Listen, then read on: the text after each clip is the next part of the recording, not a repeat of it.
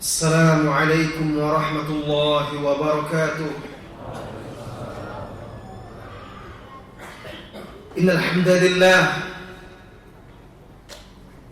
نحمده ونستعينه ونستغفره ونعوذ بالله من شرور أنفسنا وسيئات أعمالنا. من يهده الله فلا مضل له ومن يضلل فلا هادي له.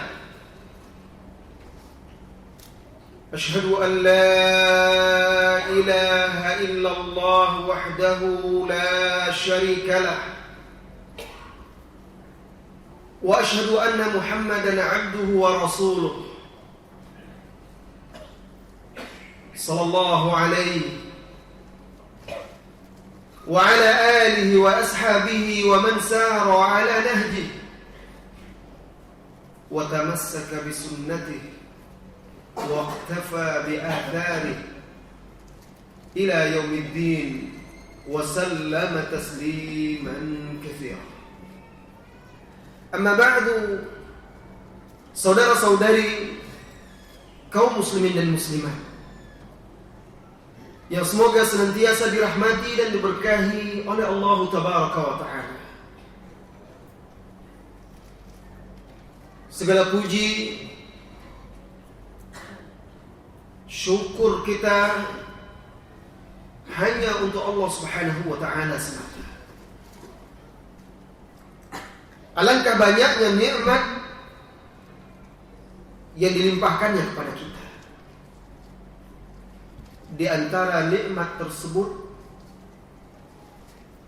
anak keturunan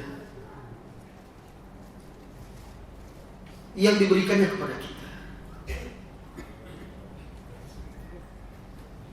Bahkan dahulu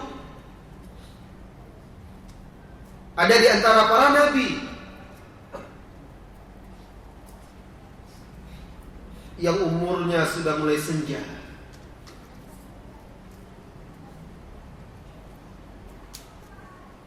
Usianya sudah mulai tua, rambutnya pun sudah mulai memutih, belum juga diberikan keturunan. Maka dia bermunajat, menyeru Rabbnya dengan suara lirih, meminta diberikan keturunan. Generasi yang melanjutkan amanah yang dibebankan oleh Allah kepada dia untuk menegakkan tauhid, mengibadati Allah Subhanahu wa Ta'ala. Nabi Zakaria sebagaimana dikisahkan oleh Allah Subhanahu wa Ta'ala di dalam surat Maryam, ketika dia mengatakan, wahai Rabbku, inni wahana al-azmu, sesungguhnya tulang-tulangku telah rapuh, lemah. Dan juga uban-uban telah mulai memutih di atas kepalaku. Maka anugerahilah aku dari sisimu waliyan, seseorang keturunan yang bisa diharapkan melanjutkan tugasnya untuk beribadah dan mengajak manusia beribadah kepada Allah Jalla Jalaluh. Setiap manusia mengharapkan keturunan. Bahkan Nabi kita yang mulia Muhammad sallallahu alaihi wasallam menganjurkan kita untuk menikahi wanita-wanita yang bisa memberikan keturunan banyak, anak yang banyak. Beliau membanggakan jumlah umatnya yang banyak. Tazawwaju al-wadud al-wadud al-walud. Nikahilah al-wadud al-walud. Nikahilah wanita-wanita yang memiliki sifat mencintai dan kasih sayang. Al-wadud, al-walud, dan yang banyak melahirkan anak. Fa inni mufakhirun bikumul umama yaumal qiyamah. Sesungguhnya aku akan membanggakan jumlah kalian di hadapan umat-umat yang lain kelak di hari kiamat. Dianjurkan kita untuk berketurunan. Anak amanah di pundak ayah ibu. maka wajib kedua orang tua untuk membimbing, mendidik anaknya agar bisa menjadi hamba-hamba Allah yang saleh. Allah Subhanahu wa taala berfirman, "Ya ayyuhalladzina amanu qu anfusakum wa ahlikum nara." Wahai orang-orang yang beriman, jagalah diri kalian, qu anfusakum wa ahlikum nara, serta keluarga kalian, anak istri kalian dari api neraka. Al-Imam Ibnu Katsir, begitu juga Al-Imam Al-Qurtubi, Al-Imam At-Tabari di dalam kitab tafsir mereka memberikan penafsiran yang maknanya sama walaupun bentuk lafaz penjelasannya berbeda, tetapi intinya sama. Yang dimaksud menjaga mereka dari api neraka dengan mengajarkan kepada mereka keimanan, akidah, mengajarkan kepada mereka kewajiban-kewajibannya seperti salat dan seterusnya, serta menjauhkan mereka dari segala bentuk kemurkaan Allah Tabaraka wa Ta'ala. Dan setiap ayah, setiap ibu pasti kelak di hari kiamat akan diminta pertanggungjawaban. Kemana anaknya dia arahkan? Di atas apa dia mendidik dan membina anak-anaknya? Karena pentingnya ini membahas masalah ini, apalagi keluarga merupakan fondasi pertama masyarakat Islam yang akan memperkuat bangunan Islam itu sendiri. Maka sangat penting bagi setiap orang tua memahami tanggung jawab dan tugasnya, introspeksi diri terhadap kelalaian selama ini, apalagi di zaman sekarang di mana para orang tua sibuk dengan urusannya masing-masing. Orang tua berada di lembah, sedangkan anak-anak di lembah yang lainnya. Sehingga akhirnya ketika komunikasi tidak tercipta dengan baik antara kedua orang tua dengan sang anak yang membutuhkan teman, yang membutuhkan tempat bernaung, berlindung, tempat bertanya, tempat mengadu, tidak mendapatkan itu pada orang tua, kebanyakan orang tua di zaman sekarang.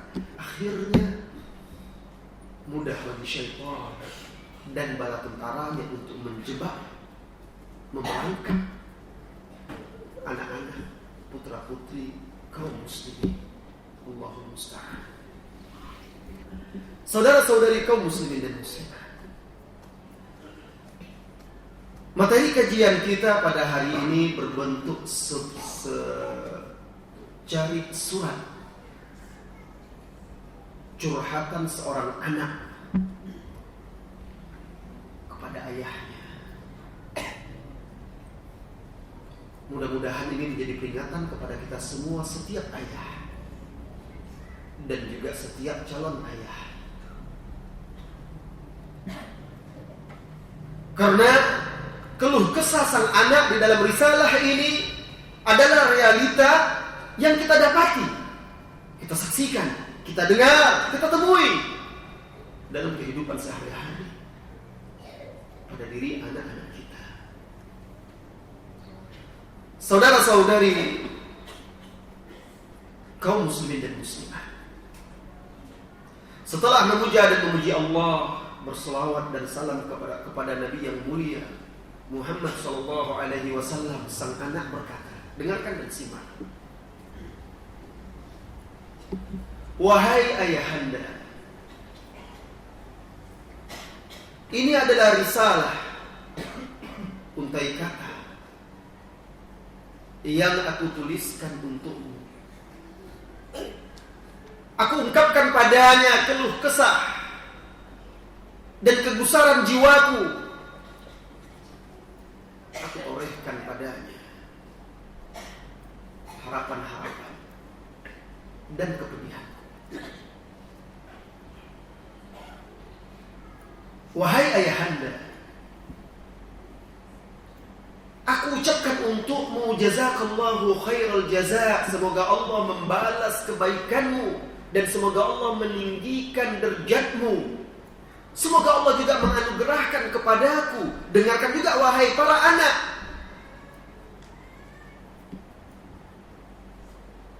Anak ini walaupun dia mengadu, menyampaikan keluh kesahnya kepada sang ayah, tetapi dia anak yang baik, karena tujuannya adalah baik.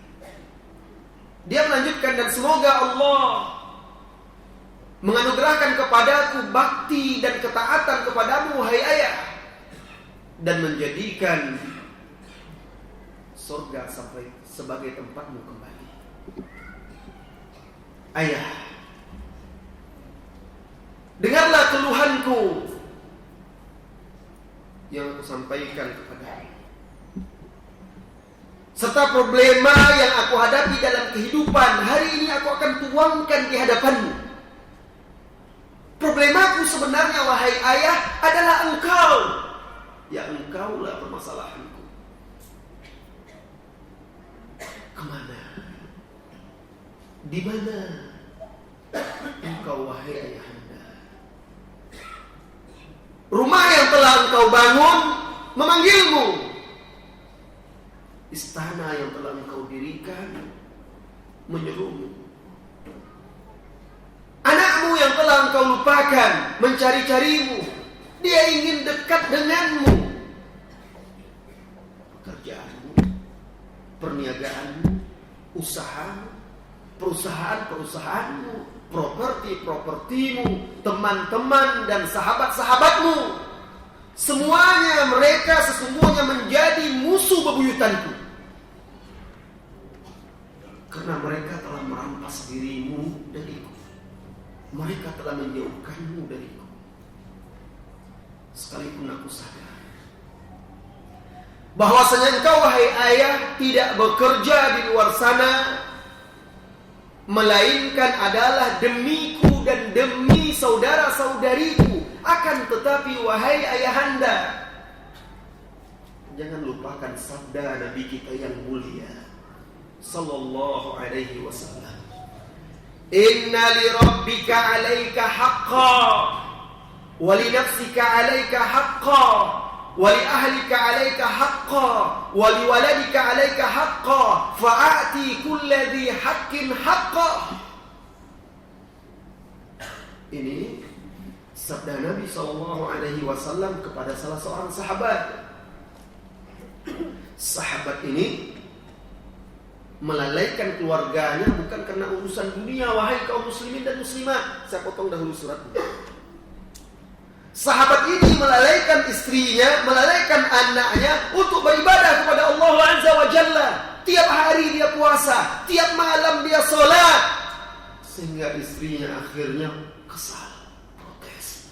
Dia tidak mau lagi berias, dia tidak mau sampai menyisir rambutnya. Saya tidak mau. Sampai suatu ketika salah seorang sahabat, Salman Al-Farisi, menginap di rumah saudaranya ini. Karena Salman Al-Farisi sudah dipersaudarakan oleh Rasulullah SAW dengan sahabat Ansar ini. Jadi sudah seperti saudara kandung. Menginap dia di situ. Dilihatnya istri saudaranya ini aut-autan, tidak mempedulikan dirinya lagi, kusuk masai. Lalu dia tanya, ada apa dengan engkau? Dia katakan, saudaramu tidak menginginkan diriku lagi. Dia berpuasa setiap hari. Sampai akhirnya tiba waktu makan, dihidangkan makanan. Salman radhiyallahu anhu disuruh makan oleh sahabatnya ini, tapi ternyata dia tidak ikut makan. Maka Salman marah dan dia katakan, saya tidak akan makan sampai engkau ikut makan bersamaku. Malamnya dia menginap, tidur bersama saudaranya ini. Dia tidur, dia belum tidur, dilihatnya baru dia berbaring, pejamkan mata, saudaranya berdiri untuk sholat, ditariknya supaya berbaring. 6, tidur, baring saudaranya. Tidak berapa lama dia kira Salman sudah tidur, bangun dia lagi untuk sholat, ditarik lagi oleh Salman, tidur. Begitu terus sampai sepertiga malam terakhir. Al-an, sekarang bangunlah engkau dan sholat. Lalu Salman memberikan nasihat kepada saudaranya ini, sesungguhnya Rabbmu memiliki hak yang wajib engkau tunaikan. Dirimu juga membutuhkan membutuhkan hak yang wajib engkau tunaikan dengan beristirahat. Keluargamu juga memiliki hak yang wajib engkau tunaikan. Anakmu juga memiliki hak yang wajib engkau tunaikan. Maka berikanlah setiap yang memiliki hak itu sesuai dengan haknya. Besoknya setelah salat subuh, sahabat Abu Darda ini mengadu kepada Rasulullah SAW karena perbuatan Salman ini. Rasulullah SAW membenarkan perbuatan Salman. Kemudian Rasulullah SAW menyampaikan sabdanya yang semakna dengan perkataan Salman tadi. Ya, sahabat ini melalaikan keluarganya karena beribadah. Bagaimana dengan Anda, wahai para ayah, wahai para suami yang melalaikan istri, yang melalaikan putra putri Anda hanya karena urusan dunia saja? Perniagaan, perusahaan, kantor, teman-teman, hobi, kumpul-kumpul, rapat dan segala macamnya. Sang anak ini mengungkapkan isi hatinya. Dia butuh dekat dengan ayahnya. Kita lanjutkan. Dan juga Nabi yang mulia SAW bersabda, "Kafa bil mar'i ithma an yudhi'a man yaqut." Cukuplah seseorang itu mendapatkan dosa karena menyia-nyiakan orang-orang yang di bawah tanggung jawab dia. Sesibuk apapun Anda, lihat Rasulullah SAW. Rasulullah SAW dekat dengan putrinya, dengan anak-anaknya. Rasulullah SAW dekat dengan menantunya, Ali bin Abi Thalib. Bahkan hubungan ayah dan anak tidak pernah habis. Sampai sudah menikah pun Rasulullah SAW menyempatkan dirinya untuk membimbing anak dan menantunya. Suatu malam Rasulullah SAW datang mengetuk pintu. Putri dan menantunya Ali bin Abi Thalib membangunkan mereka untuk sholat malam. Orang tua sekarang kalau melihat anaknya sudah menikah, sudah seolah-olah lepas dari tanggung jawab dia. Dia kan sudah besar, sudah berkeluarga. Dia juga sudah menjadi pemimpin di rumah tangganya. Tanggung jawab dia tidak. Rasulullah SAW mengajarkan bimbingan orang tua kepada sang anak tidak pernah pupus, tidak pernah sirna. Karena hubungan ayah dan anak hanya bisa dipisahkan oleh kematian. Bahkan setelah mati pun apabila sang anak bertakwa, ayah bertakwa, mereka akan dikumpulkan kelak di surga Allah Subhanahu wa ta'ala.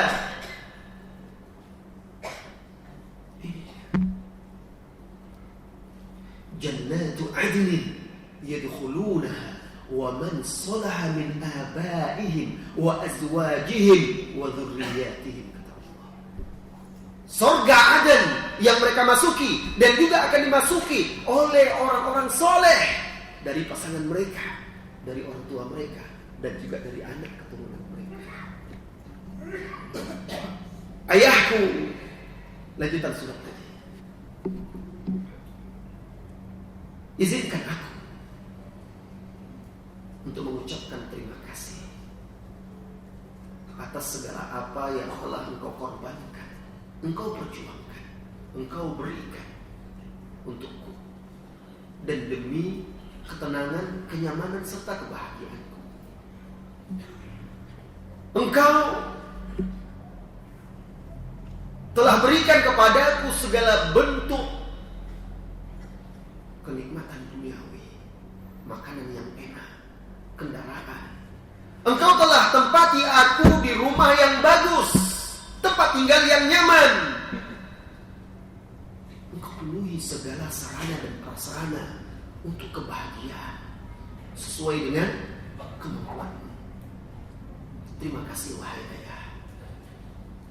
Dan tentu sang anak tidak akan mungkin bisa membalasnya.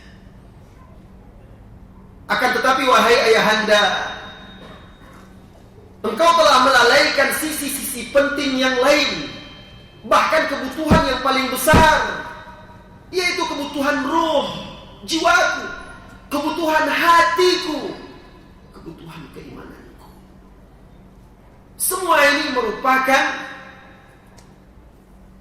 asupan ketaatan yang bekalnya adalah ketakwaan dan bahan bakarnya adalah ibadah. yang diramu dengan amal soleh. Sudahkah engkau wahai ayahanda memberikan hak-hak ruh kami, hak-hak hati kami, sebagaimana engkau telah memenuhi hak-hak jasad kami? Tanggung jawab seorang ayah bukan sekedar membelikan pakaian, makan, minum, kebutuhan sekolah, mainan-mainan untuk anaknya senang, diberi uang jajan. Tidak, bukan sebatas itu wahai saudaraku. Lebih dari itu yang paling penting, yang paling besar, makanan jiwa, asupan gizi untuk hatinya, yaitu takwa, ibadah, dan amal soleh. Kapan wahai ayahanda engkau menggenggam tanganku lalu mengajakku untuk hadir ke majelis ilmu sehingga meningkatkan ilmu, kualitas ilmu dan amalku? Kapan? Orang tua, suami rajin pengajian, ayah hampir setiap majelis ilmu setiap hari ada, dia datangi. Anak, alasan yang sekecil nanti ganggu. Ini kajiannya untuk orang dewasa. Anak-anak belum paham ini. Yang disampaikan kan adalah ilmu, Al-Quran, As-Sunnah. Anak-anak ketika dibiasakan di majelis ilmu, dibiasakan untuk dekat dengan ilmu dan ulama. Di sana, di rumah Allah, dia akan mendapatkan rahmah, dinaungi oleh sakinah, ketenangan dan rahmat Allah. Malaikat-malaikat akan mengayomi mereka dengan sayap-sayapnya. Tidakkah Anda ingin anak Anda seperti itu?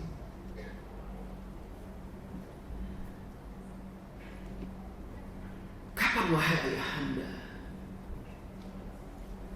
engkau memberiku hadiah dengan kaset Islami yang bermanfaat sehingga memenuhi waktuku dan menyebabkan kebaikan-kebaikanku bertambah? Kapan engkau akan menghadiahkan kepadaku sebuah buku agama, kitab agama, sehingga menjadi peganganku dalam kehidupan ini menempuh jalan di masa-masa yang akan mendatang, di masa-masa yang banyak kegelapan-kegelapan, penuh dengan syubhat dan syahwat? Aku rindu untuk menempelkan tumitku dan mata kakiku di sisi tumit dan mata kakimu, pundakku dengan pundakmu wahai ayahanda, untuk menunaikan sholat berjamaah. Kapan engkau mengajarkan kepadaku untuk menghafal Al-Quran? Engkau memurojaah. Anda masukkan anak-anda di pesantren, Anda menyuruh dia menghafal Al-Quran. Kapan Anda memberi motivasi? Duduk sebentar, kemudian ajak dia, coba wahai anakku baca Al-Quran. Ayah akan dengar, apa betul engkau sudah hafal? Lalu Anda memberi dia hadiah untuk memberi motivasi, memujinya, lalu mendoakan kebaikan kepadanya sehingga bertambah semangat sang anak. Kapan wahai ayah engkau pahamkan aku agama ini? Ingatlah bahwa Rasulullah sallallahu alaihi wasallam bersabda, "Innallaha sa'ilun kulla ra'in amma star'ah." Sesungguhnya Allah akan menanyakan setiap pemimpin terhadap apa yang dia pimpin. Ahafidha dzalika am dhayya? Apakah dia betul-betul menjaganya, orang-orang yang dipimpinnya, atau menyia-nyiakannya? Hatta yus'al ar-rajulu, sehingga seorang laki-laki akan ditanya kelak an ahli baiti, tentang ahlul baitnya, istri dan anak-anak. Apakah dia sia-siakan atau dia jaga, dia bimbing dan dia arahkan kepada jalan yang lurus? Ayahanda, pernahkah engkau melihat di lautan, di antara gelombang dan riak lautan, perahu kecil yang terombang-ambing di tengah gelombang yang angkuh dan sombong?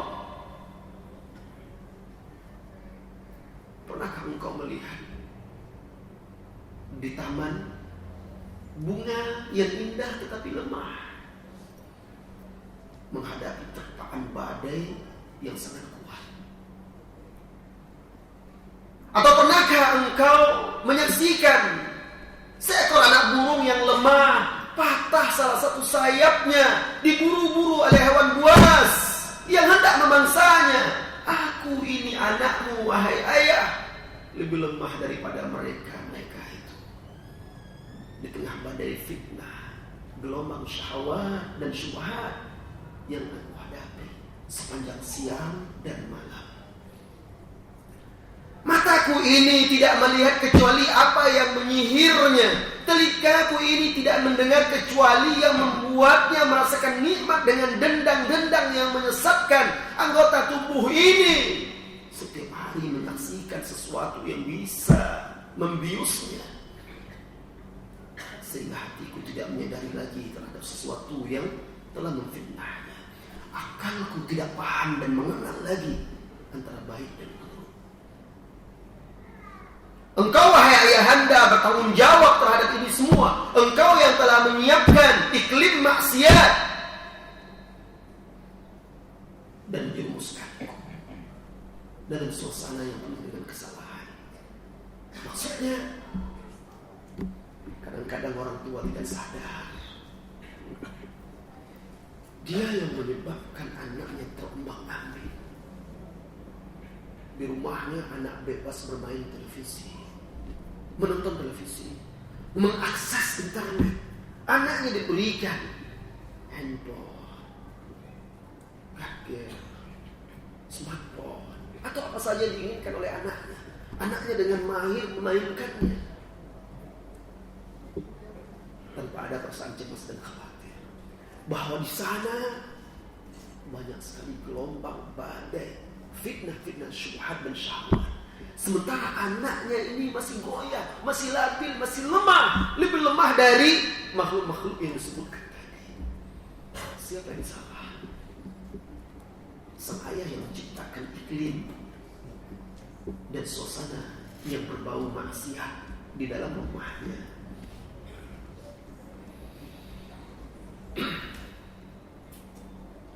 Sesungguhnya, wahai ayah, channel-channel televisi tidak menyiarkan, memperlihatkan kepadaku kecuali apa-apa yang bisa menimbulkan fitnah, penuh dengan perkara-perkara yang membuat malu, kekejian, kemungkaran. Engkau yang menyuapkan kepadaku, wahai ayahanda, lalu mencampakkanku ke dalam lautan syahwat tanpa engkau berikan kepadaku rompi, pelampung, penyelamat. Kemudian setelah itu engkau mengharapkan aku menjadi seorang malaikat yang tidak bersalah. Ketika dilihatnya anaknya semudah mulai jauh, sudah salah, khilaf. Sang ayah tidak introspeksi diri, lalu memvonis kesalahan itu adalah kesalahan sang anak. Ayah sudah capek menasihatimu, ayah sudah capek mengingatkanmu, kamu tidak mendengar, kamu begini, kamu begitu. Dia mencampakkan anaknya dalam lautan syahwat dan syubhat itu, tanpa membekali anaknya untuk bisa membentengi dirinya. Dunia maya, internet. Ketika terjadi kesalahan sang anak yang ditimpakan kesalahan. Bagaimana pertanggungjawaban di hadapan Allah Subhanahu wa Ta'ala? Anak dilahirkan di atas fitrah.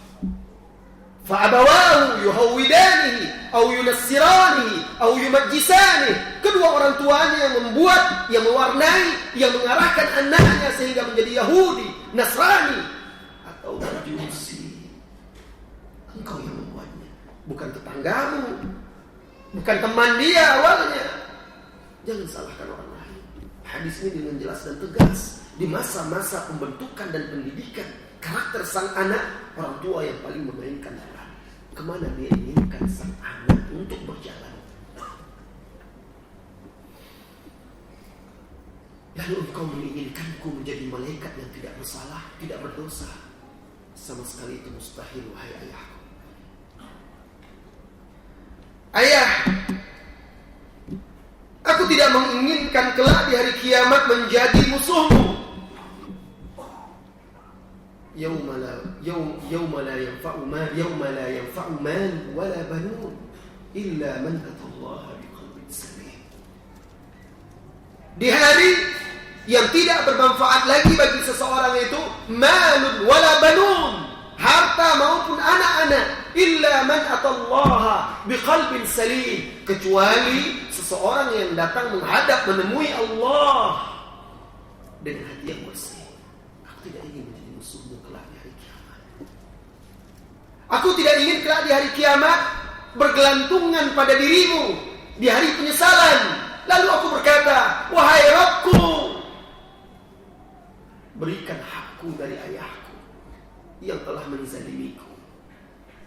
Wahai Rabbku, sesungguhnya dia ayahku melihatku melakukan maksiat, tapi dia tidak mencegahku. Wahai Rabbku, ayahku melihat aku lalai dari melakukan kewajiban sebagai seorang muslim, lalai dari melakukan kebaikan, tapi dia tidak memerintahkanku. Wahai Rabbku, sesungguhnya ayahku inilah yang telah memfasilitasi dan memudahkan sehingga aku terjerumus berbuat maksiat. Dia yang membuat seolah-olah di mataku maksiat itu sesuatu hal yang biasa. Dia telah mencampakkanku dalam api syahwat, lalu membakar keimananku, yang memeranguskan kebaikan-kebaikanku. Aku tidak ingin, wahai ayah, kelak menjadi musuhmu seperti itu. Peringatan bagi setiap orang tua. Kelak di hari kiamat ada orang tua yang mendapatkan kemuliaan. Diberikan kepada dia mahkota, pakaian-pakaian yang indah, perhiasan. Lalu ayah ibu ini berkata, ya Rabb, dengan apa atau kenapa kami diberikan ini, mahkota ini, dan pakaian-pakaian kebesaran ini? Maka dijawab oleh Allah Subhanahu wa ta'ala, bi akhdhi waladikuma al-Qur'ana, karena anak kalian berdua menghafal, mempelajari dan memahami Al-Quran. Hadis ini dinyatakan hasan li ghairihi oleh Syekh Al-Albani rahimahullah ta'ala. Ada pula orang-orang tua yang mengira dengan amal baiknya dia bisa masuk surga, ternyata dia dapati sang anaknya bergelantungan kepada dia lalu menuntut kepada Allah Azza wa Jalla. Ini dia dahulu ayahku yang tidak membimbingku kepada jalan yang lurus. Inna lillahi wa inna ilaihi raji'un. Ayahanda, aku adalah amanah di pundakmu. Engkau bertanggung jawab terhadapku kelak di hadapan Tuhanmu dan Tuhanku. Maka sibukkan aku dengan ketaatan kepada Allah, agar aku tidak menyibukkan diriku dengan bermaksiat kepadanya. Tempatkan aku pada keridhaan Allah, agar aku tidak terjerembab dalam perkara yang dimurkai oleh Allah. Arahkan aku pada kebaikan-kebaikan, pada qurbah, pendekatan-pendekatan diri kepada Allah, agar aku tidak lanjut melakukan sesuatu yang mendatangkan murka Allah Azza wa Jalla. Memang demikian, wahai para ayah. Anak adalah amanah di atas pundak setiap ayah. Jika Anda tidak menyibukkan anak Anda di zaman seperti sekarang ini dengan ketaatan kepada Allah, dia akan disibukkan dengan kelalaian-kelalaian. Main game. Apakah Anda kira game-game itu mendidik, bahkan membuat jiwa anak Anda keras? Apa permainan game anak sekarang? Permainan bagaimana berperan sebagai pencuri. Mencuri lalu lolos, dikejar oleh polisi. Kalau berhasil lolos, semakin tinggi dan dapat poinnya dan segala macam. Ada game seperti itu. Anak-anak banyak memainkan itu, saya perhatikan. permainan yang akan membentuk karakter yang tidak baik pada diri sang anak. Dan sekarang game-game itu semakin canggih, semakin persis seperti asli, real. Bagaimana dia menembak kepala orang, berdarah, persis seperti asli. Dia ditugaskan untuk suatu misi, membunuh. Dia lakukan itu. Semuanya hanyut dan tenggelam. Nah, kalau anak Anda tidak Anda sibukkan dengan perkara-perkara yang baik, menghafal Al-Quran, menuntut ilmu agama, lalu diberi tugas-tugas dan segala macamnya. Ustaz, anak-anak kan anak-anak butuh main juga. Betul, anak-anak butuh main. Tetapi berikan permainan-permainan yang bermanfaat. Sebagian orang tua saya perhatikan sudah lama mengaji, tetapi masih juga membawa anaknya bermain-main. Di mall ada tempat permainan itu ya, tempat permainan anak-anak itu. Di sana banyak permainan-permainan yang mengajarkan judi kepada anak-anak itu. Apa nama permainan? Banyak sekali itu. Nanti dia beli koin sekian, nanti kalau dia berhasil ini dapat sekian dan segala macam. Mengajarkan perjudian. Kadang-kadang saya perhatikan ada orang tua yang bangga dengan itu. Membawa anaknya berlibur, nginap di hotel. Apa hebatnya? Pengalaman itu apakah baik? Membiasakan yang tidak baik. Bahkan aneh. Waktu itu anak perempuan saya tamat SD. Terus dia sampaikan, Bi, itu teman-teman buat perpisahan di hotel. Gimana? Ayah di nama anak saya yang perempuan yang nomor 2 Suraya diundang supaya ikut, kawan-kawan ikut semua. Itu anak-anak baru kelas 6 SD, 12 tahun, perpisahan di hotel. Terus ngapain aja, apa aja acaranya? Mereka nginap di hotel. Betul sama orang tua. Saya yakin gak wasir orang tua. Tetapi orang tua telah mendidik yang tidak baik. Apa yang akan dia saksikan itu? Yang akan dia lihat. Lihat orang berjalan, laki-laki perempuan berdua masuk ke kamar nanti, berpapasan di lift, perempuan-perempuan yang tidak baik, musik-musik dan segala macam. Kehidupan yang tidak layak dan tidak pantas untuk disaksikan, dinikmati dan dirasakan oleh putra-putri Islam yang masih benih. Tentu sebagai ayah tidak akan sanggup kita mengizinkan itu. Tetapi ada ayah, ibu yang mau seperti itu. Ada orang tua sudah lama mengaji, tetapi masih saja anaknya pakai baju penuh dengan simbol-simbol kekufuran. Tertulis nama orang-orang kafir di belakang kan anak-anak. Tetapi itu kan figur yang memunculkan kekaguman, bangga. Ya gimana? Ustaz kan baju bola. Buat baju bola, tulis nama dia di situ, biar dia bangga dengan diri dia, biar dia menemui jati diri dia, menjadi sosok pribadi sendiri, bukan mencontoh, meniru dan bangga dengan orang kafir. Kalau perlu biar dia bangga, tulis nomor 1 Abu Bakar. Biar dia bangga. Tidak keren namanya. Anda yang membuat nama itu nanti jadi keren dan jadi tren, menjadi dikenal. Kenalkan para sahabat kepada anak-anak kita. Cari permainan-permainan yang bermanfaat, yang mendidik dia. Jangan takut anak Anda kurang pergaulan karena lebih sering di rumah daripada di luar. Ini zaman penuh fitnah. Anak Anda semakin sering di luar, semakin banyak dia menyerap sesuatu yang tidak baik di lingkungannya. Kita lanjutkan. Ayah, berbuat baiklah padaku ketika aku kecil. Aku akan berbakti kepadamu saat engkau tua. Ini bukan ancaman, tetapi mengingatkan. Sebagaimana kita mensikapi sang anak, seperti itu pula lah kelak sang anak mensikapi kita. Kalau kita kasih sayang, berbuat baik, memperlakukannya dengan baik, ya. Kalau kita memperlakukannya dengan baik, insya Allah kelak di masa-masa mendatang, setelah dia dewasa, dia juga akan berbakti kepada orang tuanya. Insya Allah kita lanjutkan nanti setelah Isya sedikit lagi, lalu dengan tanya jawab. Wassallallahu wasallam ala nabiyyina Muhammadin walhamdulillahi rabbil alamin. Assalamualaikum warahmatullahi wabarakatuh. Alhamdulillah.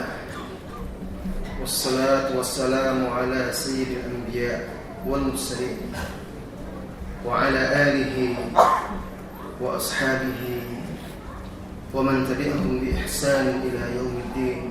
Amma ba'du. Saudara-saudari kaum muslimin dan muslimat yang semoga senantiasa dirahmati dan diberkahi oleh Allah Subhanahu wa taala.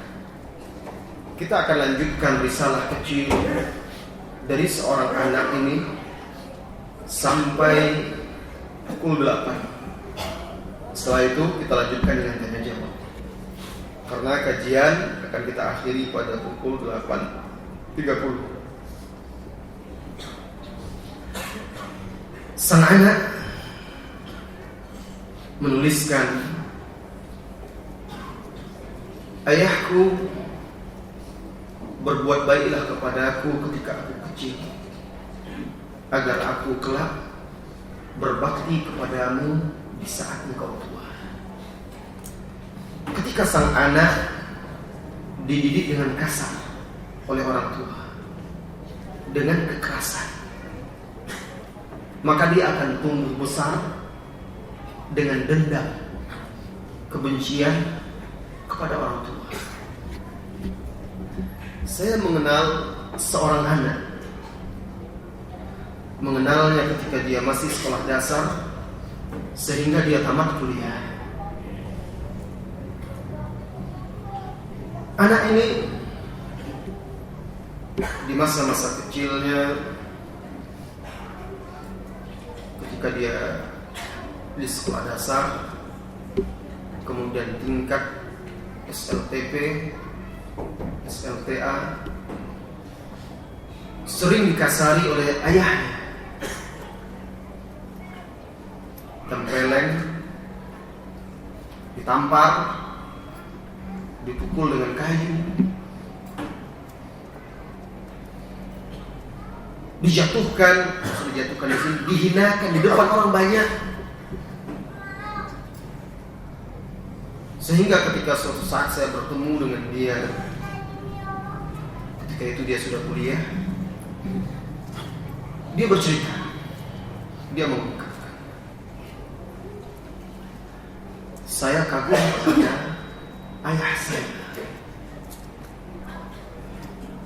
atas keberhasilan dia di bidang dia. Tetapi di sisi lain dia adalah manusia yang paling saya benci. Dia akui sendiri.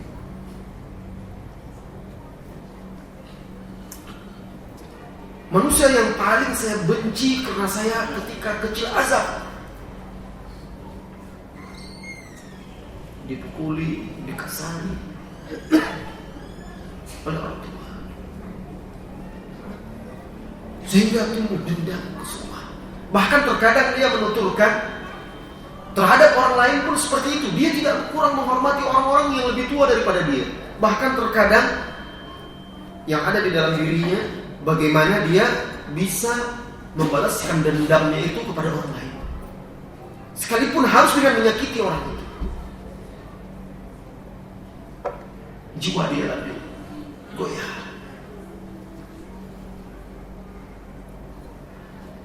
Sebagian rumah tangga, keluarga kaum muslimin, kita perhatikan lebih mirip dengan kamp militer. Teriakan, hardikan, bentakan, pukulan dihadapi oleh anak-anak itu. Kasihan mereka. Bagaimana kita harapkan dia akan berbakti kepada kita jika di masa dia kecil kita memperlakukannya dengan kasar dan keras. Lihatlah Rasulullah SAW bagaimana dia mendidik anak-anak dengan lembut. Tidak pernah beliau memukul. Apa kata Anas bin Malik yang usianya masih kecil, bocah, 10 tahun dia membantu Rasulullah SAW di rumah Rasulullah SAW. Apa kata dia?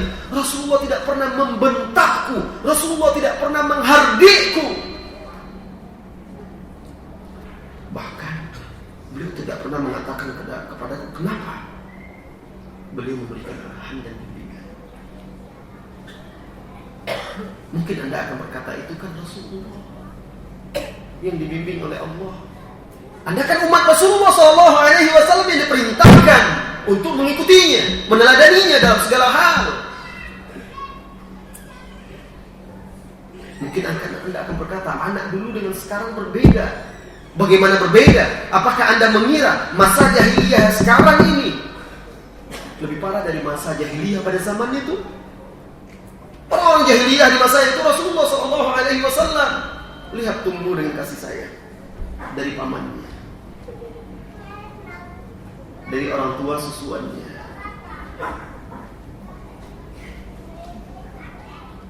Masa jahiliyah di Mekah ketika itu pergaulan bebas, prostitusi juga ada, minum-minuman keras, mabuk-mabuk, pembunuhan, perampokan, darah begitu murah, mengerikan. Masa-masa kelam, masa-masa jahiliyah. Tetapi Rasulullah SAW mendidik Ali bin Abi Thalib yang tinggal di rumahnya. Beliau juga mendidik sahabat-sahabat kecil seperti Az-Zubair. Beliau juga mendidik putri-putri beliau seperti Fatimah. Maka kita lihat bagaimana Rasulullah SAW mendidik seseorang. Coba lihat kelembutan Rasulullah SAW. Ketika beliau sedang makan, lalu ada bocah kecil yang ikut makan bersamanya. Bocah ini bercerita dan dia ingat lengket betul peristiwa itu, dan dia riwayatkan kepada kita. Tidak pernah dia lupakan suasana ketika itu. Dia makan bersama Rasulullah SAW. Apa kata dia? Dan tanganku ketika itu berkeliaran ke sana dan kemari. Makanan anak-anak mau ini mau itu dan segala macam. Rasulullah SAW menasihatinya dengan lembut. Ya ghulam, idza akalta samillah wa kul bi yaminik wa kul mimma yalik. Wahai bocah, kalau engkau makan, baca bismillah. Makanlah dengan tangan kananmu dan makan apa yang ada di hadapan. Rasulullah ajarkan kepada dia adab dan etika. Rasulullah tidak membentak, Rasulullah tidak menghardik, Rasulullah tidak mencemehnya. Sebagian orang tua memberikan gelar-gelar kepada anaknya. Kamu ini bodoh. Setelah itu anaknya bodoh, dia marah juga. Kamu ini kok tidak seperti bapak kamu. Dulu bapak kamu prestasinya juara begini, padahal dia yang membodoh-bodohi anaknya. Kamu tidak punya malu. Kadang-kadang di depan adik-adiknya, di depan kakaknya, dibentak, dihardik. Dasar anak tidak balas budi. Kamu mencuri ya? Anaknya mungkin keliru mengambil uangnya. Langsung difonis dengan tahu. Tidakkah dia bisa memberi nasihat yang baik? Suatu ketika di dalam Sahih Bukhari diriwayatkan Rasulullah SAW bersama seorang pemuda yang tampan, pemuda belia, sepupunya yang masih kecil, pemuda belia, namanya Al-Fadl. Ketampanan keluarga Nabi jangan tanyakan lagi. Banyak ahli sejarah menceritakan Al-Fadl ini mirip dengan Nabi SAW. Bayangkan ketampanannya. Rasulullah SAW sedang berboncengan dengan dia di atas satu onta. Dia di depan, Fadl di belakang.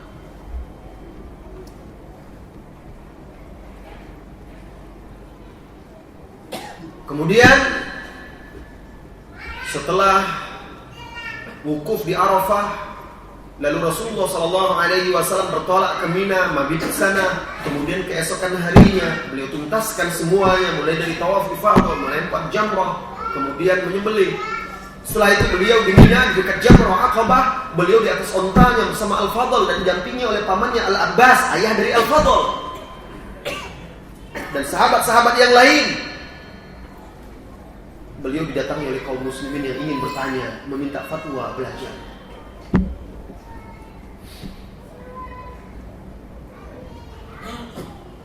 Datanglah seorang gadis yang cantik, seorang wanita yang cantik, yang muda juga, belia.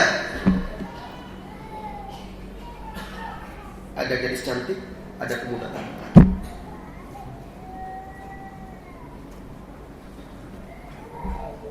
Wanita ini bertanya dari Khuz'amiyah, suku Khuz'am, berdiri di hadapan Rasulullah SAW. Lalu dia bertanya masalah haji yang berkaitan dengan ayahnya yang tidak sanggup berangkat haji dan dia pernah menyatakan niatnya untuk haji.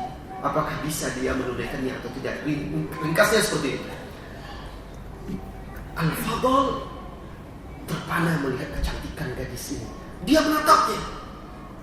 Gadis itu pun menatapnya. Tatap-tatapan. Di situ ada Rasulullah SAW. Apakah seperti Anda langsung Anda sikut? Tidak sopan. Tidak seperti itu. Main sikut aja. Gak malu di dekat Nabi seperti itu. Kamu tidak tahu dengan siapa? Malu dong. Enggak. Ini anak muda.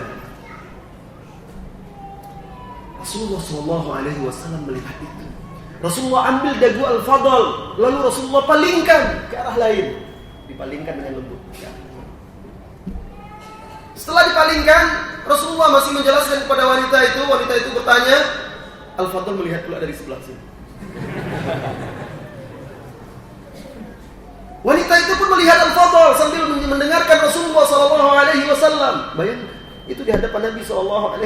Nabi tidak ada mengatakan kepada wanita itu, kamu ini tutup mukamu, jadi fitnah bagi laki-laki.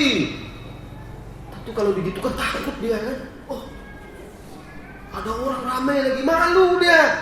Bisa-bisa dia lari, tidak mau lagi belajar nanti. Rasulullah dengan lembut, tidak ada disinggung-singgung perempuan itu. Kamu tidak, tapi malah Al-Fadl, karena Al-Fadl ini keluarga dia, seperti anak pula bagi dia, sepupu dia yang masih muda. Melihat dia masih juga menatap seperti itu, dipalingkan lagi ke sebelah sini. Masih juga Al-Fadl melihat lagi. Fitnah wanita, akhi. Kalau saja pemuda yang bersama, tumbuh besar bersama Rasulullah SAW bisa terfitnah oleh tatapan dan wajah wanita yang cantik, bagaimana dengan Anda yang hidup di zaman penuh dengan fitnah-fitnah para wanita?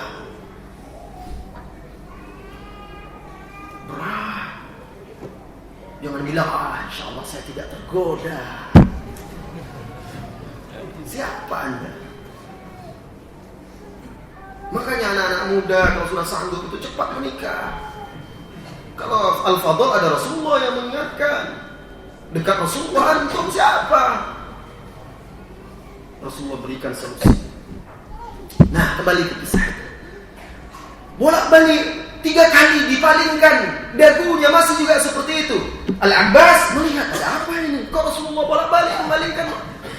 Akhirnya Al-Abbas berkata, Ya Rasulullah, lawaita unuqa ibni ammik. Wahai Rasulullah, kenapa engkau putar-putar pula leher anak pamanmu itu? Seperti itu. Rasulullah SAW menjawab, aku melihat 2 orang pemuda dan pemudi, dan aku khawatir an yaqa'a bainahum syaitan. Ada syaitan di antara keduanya. Kemudian Rasulullah SAW menasihati Al-Fadl dengan lembut bahwa di hari seperti ini tidak boleh seseorang pun melakukan hal-hal yang mungkar, yang tidak benar. Pertanyaan di sini, kenapa dia tidak tegur wanita itu? Malah cukup menegur Al-Fadl. Pertama, Al-Fadl ini keluarga dia, itu yang lebih dahulu yang wajib dia tegur, dia nasihati. Dan tentu lebih mudah karena ada kedekatan, kekerabatan itu untuk menasihati dia. Dan dia yakin wanita itu mendengar dan melihat apa yang dilakukan oleh Rasulullah. Tentu dia juga paham dan merasa Ada 2 orang muda-mudi. Aku khawatir ada syaitan di antara keduanya. Lihat kelembutan Rasulullah ketika memperbaiki kesalahan seorang anak muda. Apalagi kalau anak kita. Apalagi anak-anak yang kecil. Sholat kita sunat di rumah, datang anak main-main, langsung didorong. Duduk anak itu. Apa? Biar tidak biasa, jangan dibiasakan dia melintas lewat di depan orang sholat. Anak-anak. Rasulullah SAW sujud saja ditunggangi oleh cucunya. Naik ke punggungnya. Bukan ditarik oleh Rasulullah. Turun, tidak. Dibiarkan sampai puas oleh Rasulullah SAW. Rasulullah kepanjang sujudnya. Sampai anak itu turun sendiri. Baru Rasulullah SAW bangkit. Subhanallah, kelembutan hadapan anak. Suatu ketika sudah lama sekali datanglah keluarga, suami, istri dan anak-anak menemui kami. Lalu sang suami, seorang reserse,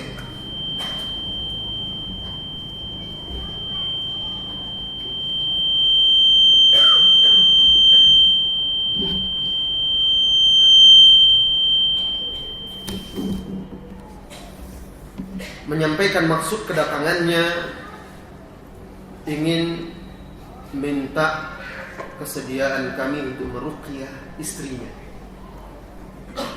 Ketika kita tanya, ada apa? Istri saya ini sudah 3 tahun sakit, Pak Ustaz. Sakitnya aneh, kata orang kena sihir. Maklum, saya ini kan polisi, reserse, banyak musuh-musuh saya. Oh ya? Apa sakitnya? Sudah lebih 3 tahun dia tidak pernah tidur malam, Pak Ustaz. Kalau malam dia menangis saja, terus kepalanya seperti ditusuk-tusuk, kata dia. Tidak ada yang menusuk-nusuk. Aneh. Kami sudah datang ke orang-orang pintar. Entah dari mana ijazah orang pintar itu sehingga diakui sebagai orang pintar.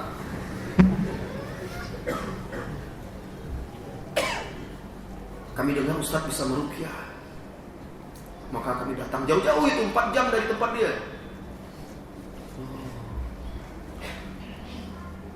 Terus saya tanya-tanya kepada sang istri, ada anaknya, ada suaminya di situ. Lalu saya menangkap sesuatu, seperti ada yang disembunyikan oleh istri. Kemudian mulailah saya bercerita. Bercerita. Tiba-tiba istri dia menangis. Heran suami, ada apa? Ustaz, cerita Ustaz itu persis seperti yang saya alami. Sebenarnya saya tidak ada kena sihir, tidak ada. Saya rela menanggung sakit 3 tahun lebih ini karena sayang saya kepada suami. Saya tidak ingin dia malu. Terus ada apa sebenarnya, Bu? Iya, saya selama ini disakiti oleh suami saya, dipukul, ditendang, dikasari. Anak-anak saya semua mental dia lemah karena sering dipukul dan dikasari di rumah. Saya tidak tahan lagi. Saya stres. Tanggung itu, saya ketakutan. Itu yang membuat saya tidak bisa tidur. Suaminya kaget loh. Cerita langsung istrinya. Nah, akhirnya saya nasihat. Tidak jadi diruqyah. Pak, Bapak ini kan aparat polisi, apalagi bagian reserse menangkap bandit-bandit. Memang dunia Bapak dunia yang keras. Tapi kalau di rumah jangan jadi polisi. Jadi seorang suami yang lembut dan penuh kasih sayang. Jadi seorang ayah yang penuh dengan cinta dan kasih sayang kepada anak-anaknya. Silakan Anda di sana berwibawa keras menghadapi para bandit-bandit dan penjahat-penjahat itu. Tetapi mereka adalah istri, anak-anak Bapak, darah daging Bapak. Lihat betapa beruntungnya Bapak mendapatkan istri seperti dia. Rela dia menahan sakit itu dan tidak mau mengungkapkan apa yang ada pada dirinya karena tidak mau suaminya malu di hadapan orang lain. Tapi sekarang Ya karena ada trik-trik saya, maka dia terpaksa, dia tidak sadar dia bercerita. Tapi bapak tidak perlu. So nasihati. Nah ini kalau sikap keras, kasar, main pukul, main tempeleng, main hadik, main bentak, teriak-teriakan, seperti di sebuah camp militer, sekolah kepolisian dan segala macam. Ini rumah tangga. Rasulullah SAW orang yang paling baik terhadap keluarganya. Khairukum li ahli, wa ana khairukum li ahli. Kata Rasulullah SAW. Orang yang paling baik di antara kalian adalah yang paling baik pula terhadap keluarganya. Untuk istri dan untuk anak-anaknya. Dan aku adalah orang yang paling baik untuk keluargaku. Ringkas cerita, saya sarankan pergi ke toko ini, beli obat-obat herbal dan segala macam. Di toko itu dia cerita yang lain lagi bapak itu. Apa ceritanya? Tinggi ilmu ustaz itu. Tinggi ilmunya. Enggak ada cerita-ceritanya, tahu aja masalah kami. Padahal kita ada trik-trik supaya istri itu terpancing untuk bercerita. Tapi orang awam seperti itu, ceritanya dibesar-besarkan, mana-mana saja. Intinya berbuat baik kepada anak-anak kita di masa kecil. Perlakukan dia dengan baik. Jadilah orang yang terbaik bagi keluarga Anda, agar kelak anak itu juga berbakti kepada Anda. Jangan durhaka kepada anak di masa kecil, agar sang anak tidak durhaka kepadamu ketika tua. Sebagaimana engkau berbuat, seperti itu pula engkau diperlakukan.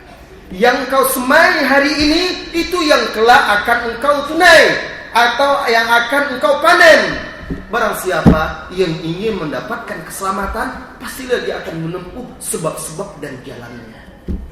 Ini dia risalah singkat dari seorang anak kepada ayahnya, yang mewakili apa yang dirasakan dan dialami oleh anak-anak di zaman sekarang. Dan kita orang tua pasti juga merasakan kelalaian-kelalaian seperti yang diungkapkan oleh anak tersebut. Semoga bisa menjadi pelajaran bagi kita semuanya. Dan kita lanjutkan dengan bertanya jawab. Silahkan pertanyaannya. Allahu a'lam bishawab.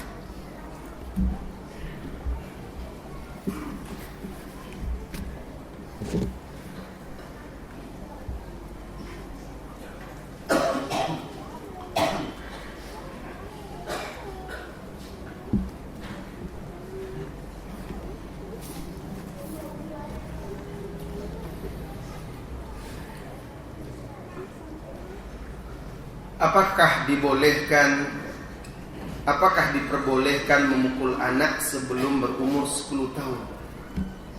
Saudaraku, Rasulullah SAW kan sudah jelas mengatakan di dalam hadisnya, muru auladakum bis-salati wa hum abna 7 sinin. Perintahkan anak-anakmu salat ketika mereka berumur 7 tahun. Sebelum umur 7 tahun bukan diajarkan sholat, bukan berarti tidak diajarkan, tetap diajarkan, tetapi belum ditekankan, tetap dicontohkan, diajak. Tapi kalau sudah berumur 7 tahun, mumayyiz, masa dia sudah mulai bisa belajar, umur 7 tahun. Makanya usia belajar itu wajib belajar mulai di usia 7 tahun. Ternyata ada di hadis ini syarat. Dia sudah siap untuk menerima pengajaran-pengajaran itu. Ketika itu umur 7 tahun sudah wajib diperintahkan untuk menegakkan salat. Wadribuhum lil 'ashir wa farriqu bainahum wa farriquhum bainahum fil madaji. Dan pukullah mereka jika tidak mau salat di umur 10 tahun. Itu bukan berarti memukul keras, tulang Anda sudah keras, dia masih kecil, masih lemah. Jangan disamakan dengan memukul orang dewasa.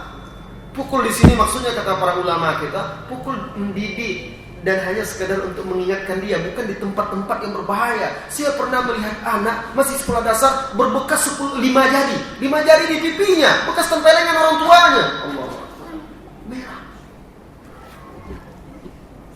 Saya sampai sekarang tidak bisa melupakan wajah kepala sekolah saya waktu SD. Karena menempeleng saya bolak-balik dulu. Sampai sekarang gak bisa lupa, sampai bentuk matanya, raut wajahnya, sampai bentuk jarinya yang ada cincinnya. Padahal saya masih kelas 5 waktu itu. tempelin bolak-balik. Sampai sekarang saya tidak melupakannya. Begitu, bagaimana kita memperlakukan anak kita? Dan tahukah Anda wahai saudaraku, apa hikmah, rahasia yang ada di balik perintah hadis Rasulullah SAW tadi memberikan batasan, memerintahkan anak salat di umur 7 tahun dan di umur 10 tahun kalau dia tidak mau maka boleh dipukul. Apa rahasia di sana?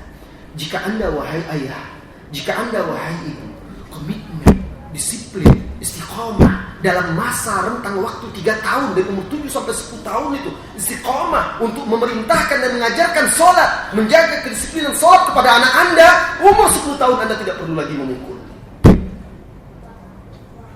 Tapi kita orang tua lalai, apalagi anak-anak kita yang masih kecil, sudah umur 7 tahun. Kita takut kalau anak kita terlambat sekolah. Kita tidak cemas ketika anak kita terlambat sekolah. Kita marah ketika anak-anak kita malas sekolah. Tapi kita tidak seperti itu saat anak kita malas-malas sekolah. Subuh-subuh anak kita dibangunkan malas, nah biarlah dulu, dia kan belum berdosa, masih kecil. Yang penting kan sudah dibangunkan. Tapi giliran untuk sekolah, nah bangun, sudah hampir jam 7. Nanti kamu terlambat, cepat mandi. Tidak ada alasan. Begitu anak-anak kecil kan macam-macam alasannya. Bangun atau ibu siram. Seperti itu kerasnya. Kalau sholat nggak ada seperti itu kan? Nggak ada. Cepat. Pakai pakaianmu, pakai sepatumu. Ini sudah jam berapa? Ibu atau bapak malu kepada kepala sekolahmu, kepada gurumu. Kamu terlambat terus. Nanti dipanggil lagi oleh kepala sekolah. Takut dia dipanggil kepala sekolah. Nah, cepat bangun. Sholat, sudah datang waktu sholat. Apa yang nanti ayah katakan di hadapan Allah jika kamu terlambat terus sholat? Nanti pintu pagar sekolah ditutup. Tidak, nanti pintu surga ditutup. Silakan koreksi diri kita ya. Kita masih lebih menitik beratkan, menanamkan kepada anak kepedulian, cinta dan perhatian terhadap dunianya, mengalahkan cinta dan perhatian terhadap akhiratnya, terhadap ibadahnya, terhadap Allah Subhanahu wa Ta'ala. Tapi kalau kita betul-betul disiplin dalam rentang waktu 3 tahun itu, Anda tidak akan perlu lagi main pukul-pukul karena dia sudah terbiasa. Itu masa-masa pembiasaan anak. Yang mengucapkan itu, hadis itu adalah Rasulullah SAW yang tidak berbicara berdasarkan hawa nafsu, tetapi dari wahyu yang diwahyukan kepadanya. Jadi tidak boleh memukul anak sebelum umur 10 tahun. Kasihan dia, nanti mentalnya jadi lemah, takut, tidak berani sama orang. Mau bicara sedikit langsung ke takut aja, tidak berani mengungkapkan pendapat lagi. Makanya beda didikan di sini dan pendidikan para ulama kita. Ulama-ulama kita, anak-anak mereka punya mental, keberanian, tampil di depan orang, pandai menyuarakan pendapatnya. Jadi Rasulullah SAW tidak pernah memukul anak kecil. Bahkan kata Aisyah tidak pernah memukul dengan tangannya kecuali dalam perang.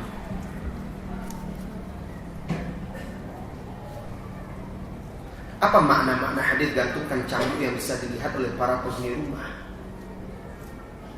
Gantungkan bukan memukul. Itu maksudnya untuk biar penghuni rumah itu ingat bahwa di sini rumah ini ada pemimpin, yaitu sang ayah, sang suami. Bahwa dia pemimpin yang berkuasa, berwenang untuk mendisiplinkan seisi rumah. Dan mereka wajib taat, tunduk dan patuh. Dalam pendidikan pasti ada hukuman, pasti ada juga balasan yang baik, ganjaran yang baik, penghargaan. Pasti ada pujian dan juga ada ancaman. Dan kita harus bisa menempatkan kedua perkara tersebut pada tempatnya yang sesuai pula dengan level-level pertumbuhan usia anak-anak kita.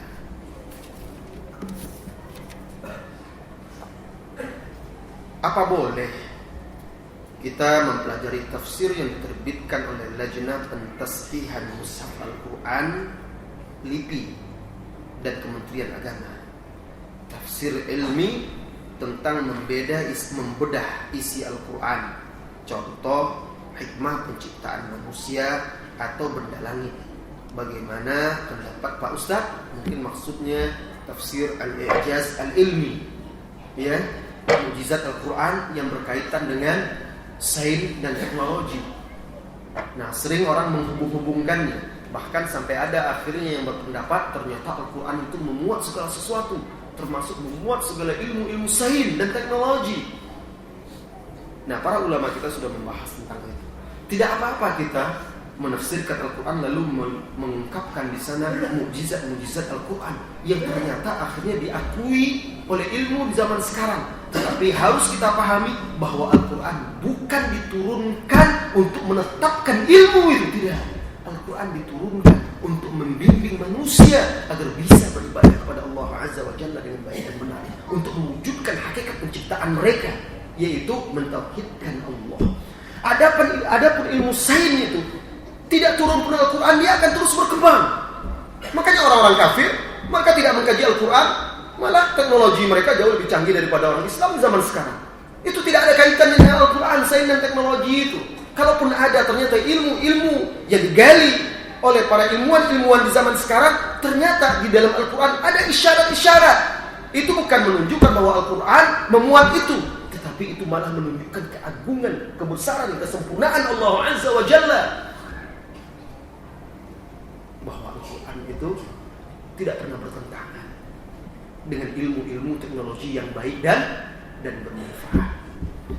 Untuk Anda pemula, orang yang belum punya basic keilmuan, akidah yang kokoh, dasar-dasar ilmu tafsir yang bagus, maka ketika Anda ingin mempelajari Al-Quran, maka yang paling utama adalah mempelajari kandungan-kandungan Al-Quran sehingga yang bisa membuat Anda paham agama Anda, paham akidah, paham ibadah, paham halal dan haram, paham muamalah, interaksi dengan manusia. Itu yang paling penting.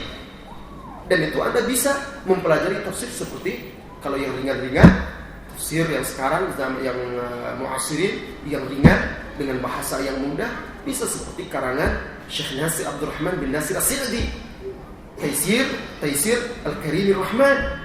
Ringkas bahasanya, mudah dipahami, sudah ada terjemahannya.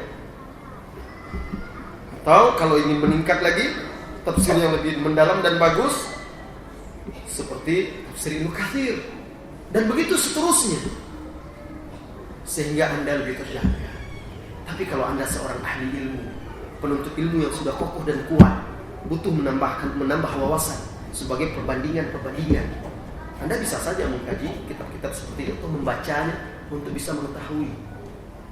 Tetapi tidak disarankan bagi Anda yang lebih membutuhkan memahami akidah, ibadah, mengenal halal dan haram. Itu yang lebih Anda butuhkan dalam kehidupan, bukan sekedar teori-teori ilmiah. Allahu a'lam bishawab.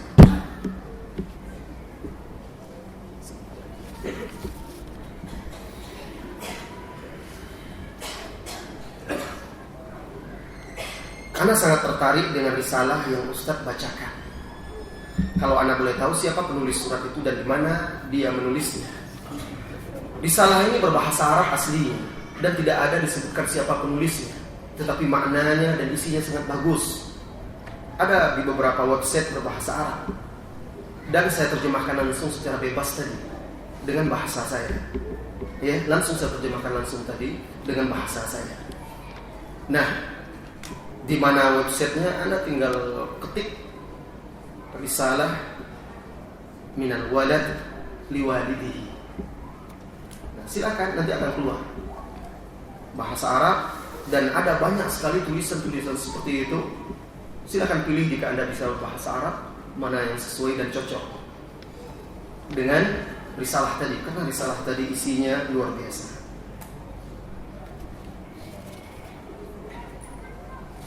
Istri saya itu pemarah, Ustaz.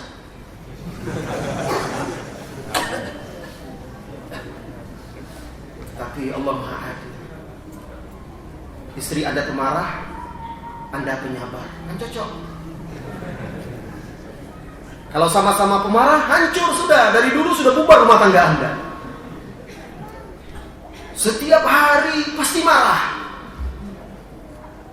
Siapin makan, bangunkan anak tidur. Semua hal selalu dimulai dengan suara yang keras.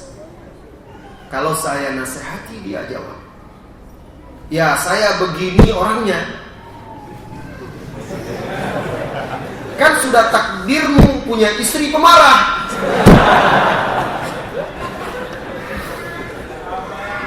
Bagaimana sikap saya seharusnya, Ustaz? Ada salah seorang ulama yang dia juga memiliki istri pemarah. Suka marah. Pulang ulama ini dari mengajar, pulang ke rumahnya, istrinya marah-marah. Pernah dinasihati kepada dia, kenapa tidak engkau ceraikan saja? Kalau engkau cari istri yang lain pasti banyak yang ingin kepadamu. Lalu dia berkata, Allah sudah menganugerahkan kepada saya ilmu dan saya bersyukur. Lalu Allah menguji saya dengan istri ini. Subhanallah. Dia sabar.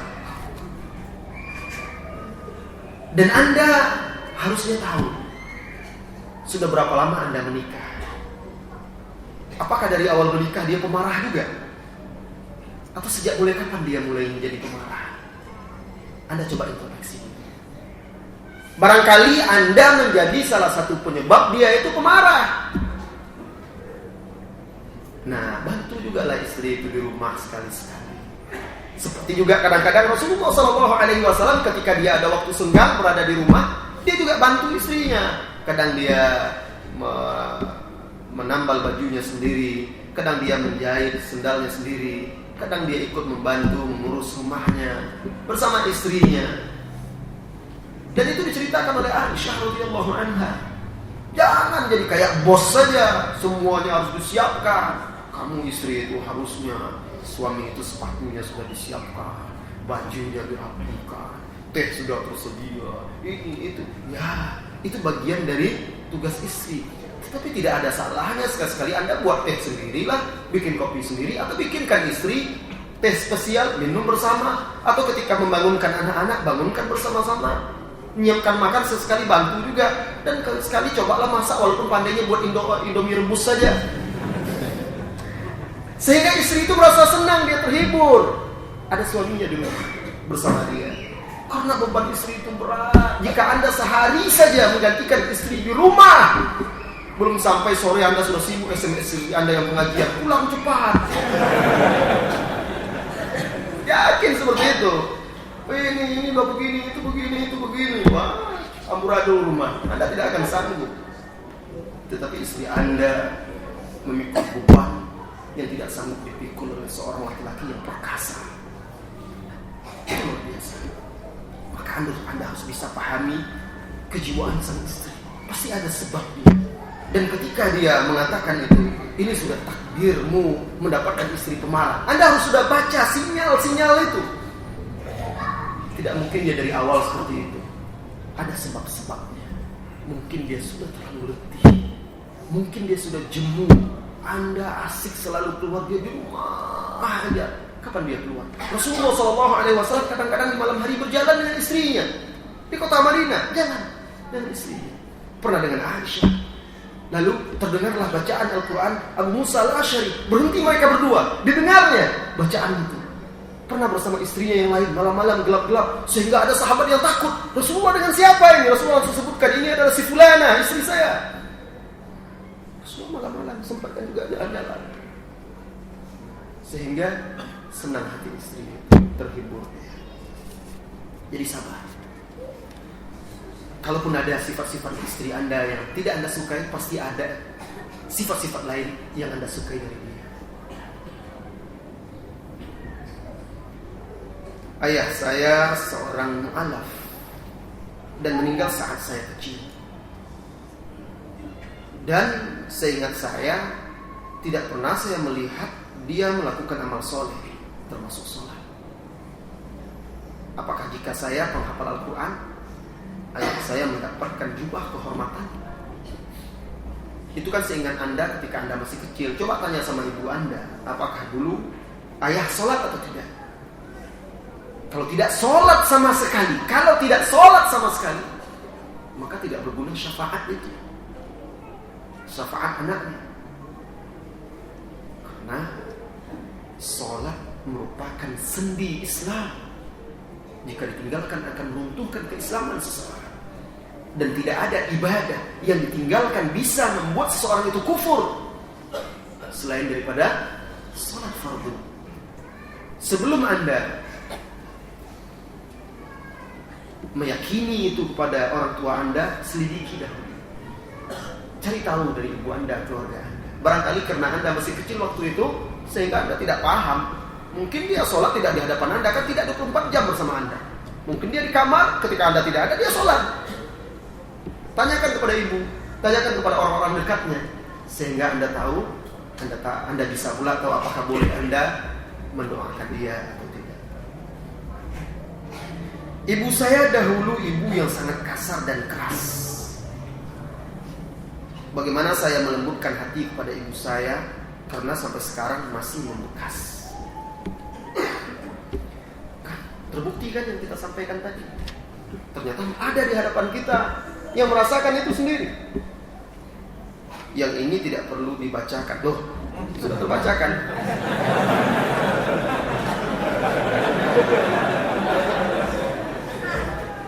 Saat saya kecil saya pernah disetrika. Orang tua seperti apa itu? Tapi seburuk apapun orang tua Anda, dia tetaplah ibu yang melahirkan Anda. Anda tidak akan ada di dunia ini kalau dia tidak ada. Anda tidak akan tumbuh besar kecuali melalui dia juga. Dan seburuk apapun dia, Anda tidak akan pernah bisa membalas budi dia. Dia muslimah. Sedangkan yang kafir saja tetap diwajibkan untuk berbuat baik kita kepadanya. Apalagi dia seorang muslim. Coba lihat kisah di kajian yang tadi pagi. Sahabat pemuda Abdullah bin Ubay bin Salul.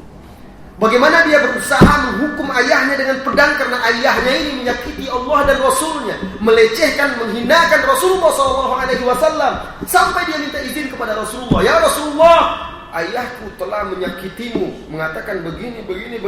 Jika engkau perintahkan, aku akan bawakan kepalanya ke sini. Dia ingin memenggal ayahnya. Munafik Abdullah bin Ubay bin Salul, pemimpin munafik. Jangan lakukan. Akan tetapi berbuat baiklah kepada ayahmu. Tetap Rasulullah perintahkan dia berbuat baik.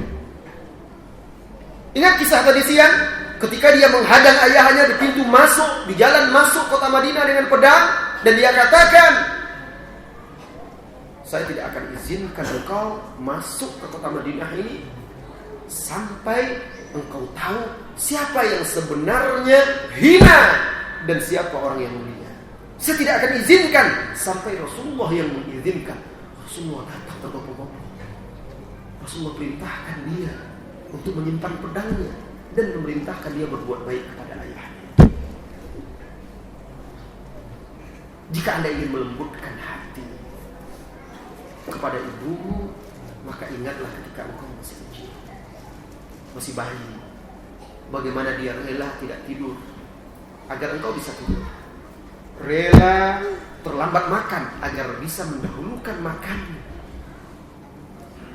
rela sakit agar engkau sehat. Itu pengorbanan yang tidak terhingga.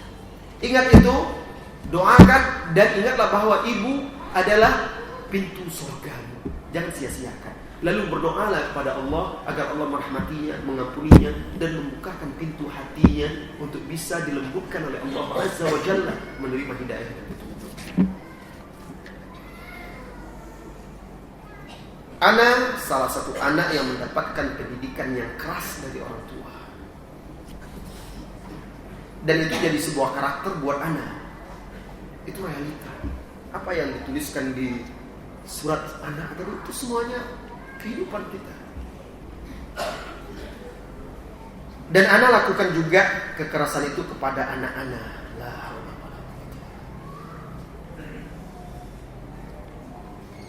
Ana tahu itu salah. Tapi berapa kali karakter itu muncul. Bagaimana cara mengubah ini? Banyak caranya. Yang penting ada keinginan dari ibu. Saya juga orang yang pemarah. Saya juga memiliki karakter keras, makanya suara saya juga keras. Saya pemarah. Tapi kita berusaha belajar. Selalu mengingat Rasulullah SAW yang menjadi contoh dan suri tauladan. Sahabat-sahabat. Jadi ada ulama yang sangat terkenal, ulama ahli hadis. Saya coba ingat namanya sambil saya bercerita. Suatu ketika dia sedang bersama murid-muridnya, sedang mengajar.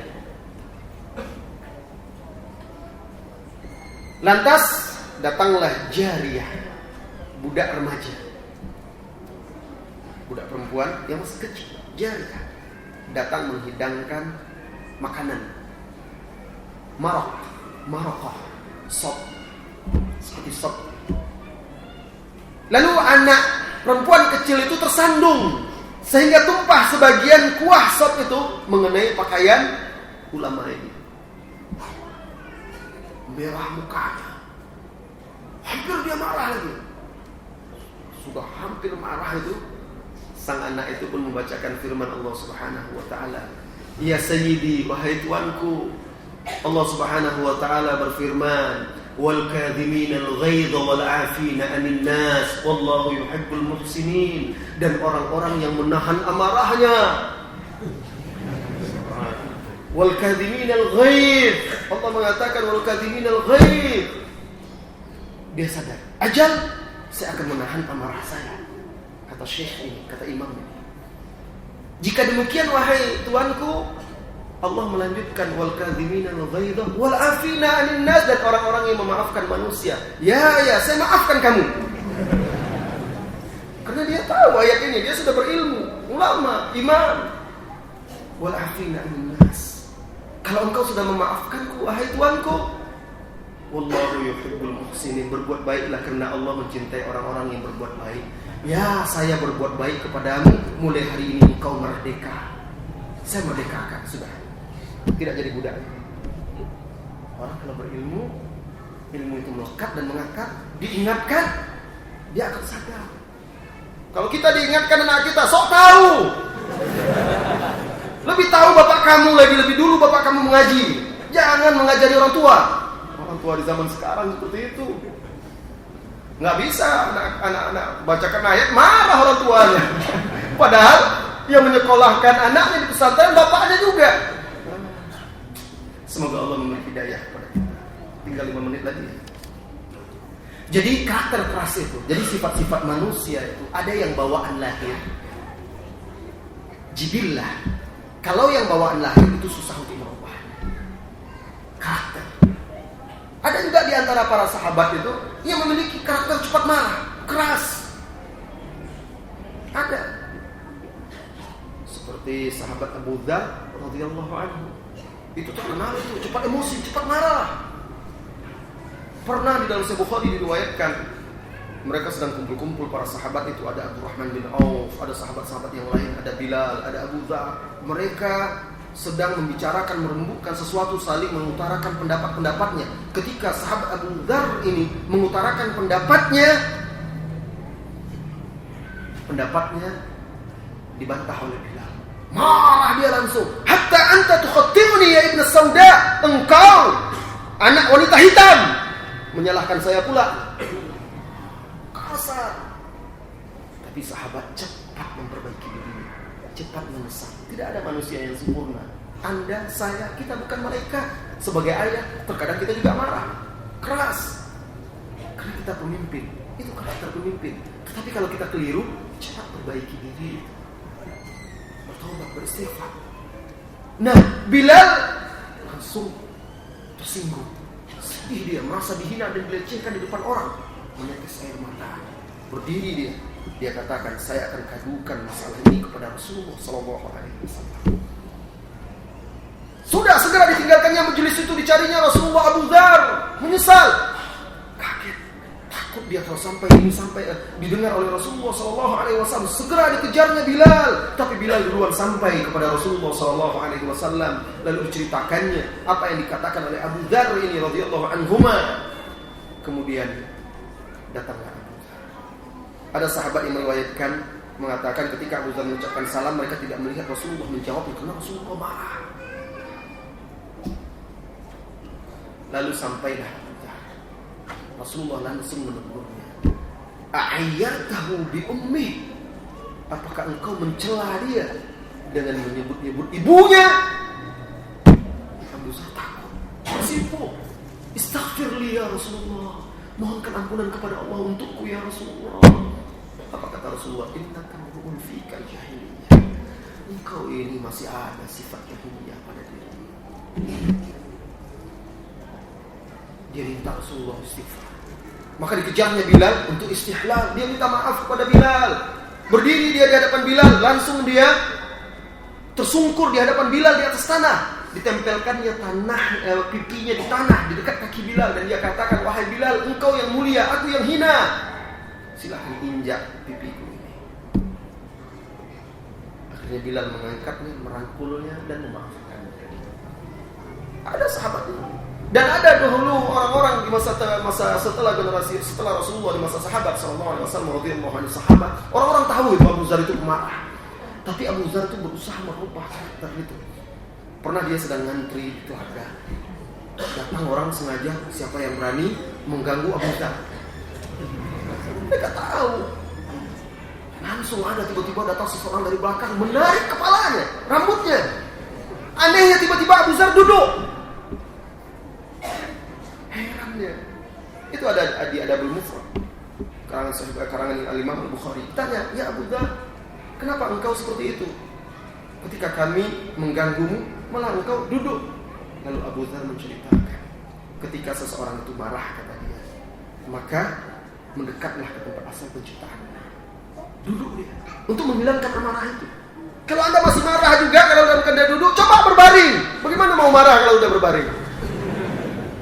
Kenapa? Karena semakin dekat dengan asal penciptaan kita, kata Ibnu Qayyim menjelaskan maksudnya itu, maka kita semakin tawadhu. Marah itu membuat seorang sombong. Orang yang ada di hadapannya kerdil semuanya. Dia besar seolah-olah, seperti ingin dimangsanya orang itu.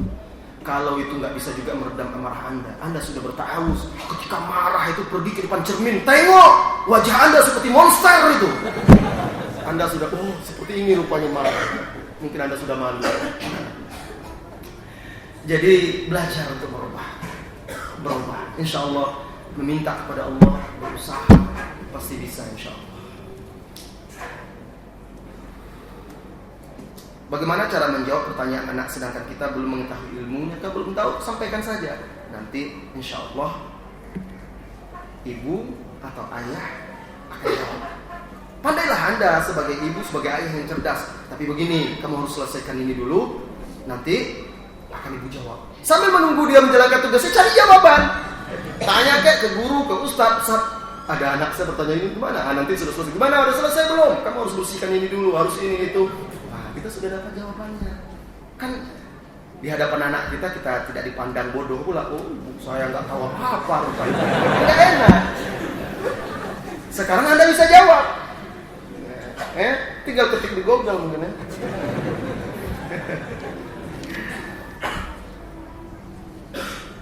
Ada keluarga yang anak-anaknya membenci ayahnya karena jika ibunya kesal pada ayahnya, ibunya curhat ke anak-anaknya dan menceritakan hal-hal yang buruk tentang ayahnya. Ini juga tidak bagus. Biasanya ibu seperti ini ibu yang tidak berpendidikan. Itulah pentingnya seorang ibu memiliki ilmu, belajar, menuntut ilmu, sehingga dia bisa tahu mana aib yang harus disimpan, yang tidak boleh diceritakan bahkan kepada anak sekalipun. Akibatnya dia telah mengadu domba anaknya sendiri dengan ayah anaknya atau suami dia. Kan sama dengan mengadu domba itu. Ibunya kesal karena ayahnya belum mampu memberikan materi yang cukup. Harusnya sang ibu menanamkan kebanggaan, kesabaran, qanaah kepada anak-anaknya. Bangga dengan ayahnya itu yang terus berjuang dan tetap tegar, sabar, tidak putus asa walaupun materi itu belum mencukupi. Manusia tidak pernah merasa cukup dengan materi sekalipun sudah terpenuhi lemari yang ada. Lihatlah wahai saudariku, coba lihat nanti pas pulang, buka lemari, sudah bertumpuk-tumpuk jilbab, jubah, semuanya. Tapi sambil mengaji masih juga melihat-lihat jilbab. Ada jilbab yang model baru, ada pakaian yang model baru, mau juga beli lagi. Padahal sudah banyak itu. Itulah manusia tidak pernah cukup, tidak pernah puas dengan yang dia miliki. Jadi sulit mengukur materi itu kapan cukup atau tidaknya, tergantung sifat qanaah manusia itu. Apa yang dilakukan, yang harus dilakukan oleh seorang ayah? Ayah yang harus sabar, pandai mendidik istrinya, menasihati dengan cara yang baik. Nasihati istrinya jangan di depan anak-anak itu. Di kamar nasihati. Berbicara dengan baik. Selesaikan permasalahan itu di kamar, di tempat tidur. Jangan sampai di depan anak-anak, agar anak-anak tidak memiliki jiwa emosi yang labil. Karena sering melihat ayah bertengkar, ibu berselisih paham, dan kedua orang tuanya tidak akur. Baik, saudara-saudari kaum muslimin dan muslimat, tidak terasa sudah hampir pukul 9. Saya mohon maaf apabila ada kekurangan-kekurangan. Dan ini adalah akhir penghujung acara safari dakwah saya di kota Balikpapan ini. Mudah-mudahan di lain waktu jika umur masih panjang, ada kesempatan kita bisa dipertemukan lagi. Dan kalaupun tidak di dunia, mudah-mudahan Allah mengumpulkan kita di surga bersama Rasulullah SAW. Wassallallahu wasallam ala nabiyyina Muhammadin walhamdulillahirabbil alamin. Assalamualaikum warahmatullahi wabarakatuh.